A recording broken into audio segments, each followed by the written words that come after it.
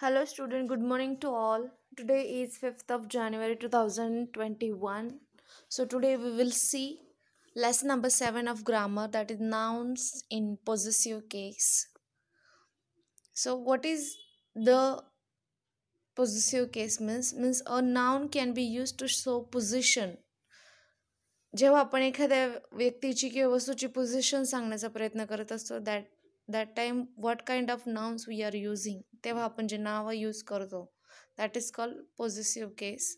This is known as the positive case. For example, Sarika is Saurav's sister of Saurav.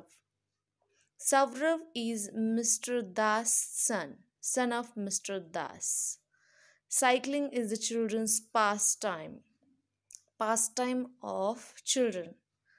Saurav sits on back seat of the cycle, not cycle's back seat. So formation is there, म्हणजे कसं change होतं वाक्य. Formation of nouns in the positive case. Nouns कसे change होतात किंवा formation होतं त्यांचं बघू. Point number 1, add S to the singular nouns. जे सिंग्युलर नाउन्स असतात त्यांना एस ॲड होतं. For example, Saurav's sister, teacher's book, doctor's cleaning.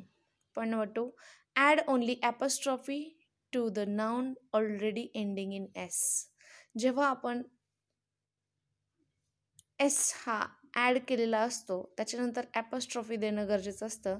Mister Das son, mister Jones house, boys dormitory. Point number 3, add apostrophe and s to the plural nouns that does not end in s. जे plural nouns आहे त्यांना apostrophe देऊन मग S द्यायचा असतो.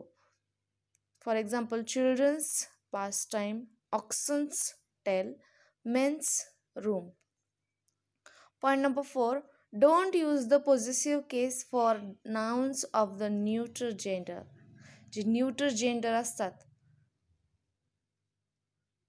त्यामध्ये कसं changes होता बघू. Back seat of the cycle, not cycles.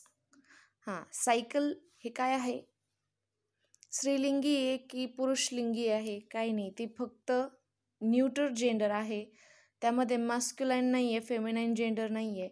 तर मग अशांना आपण एस हा जोडत नाही. Back seat of the cycle, not cycles. Cycles म्हणजे मग ते प्लुरल होऊन जातात, चेंज होतं, त्याचं मिनिंग चेंज होतं. Back seat of the cycle, not cycles back seat. Leg of the table, not tables. Tables म्हटलं खूप सारे टेबल येऊन जातील. Corner of the room, not rooms, corner. मग त्या ठिकाणी आहे ॲज इट इज तसंच वाक्य राईट करायचं आहे. Exercise, रीराईट the following using the positive case if needed.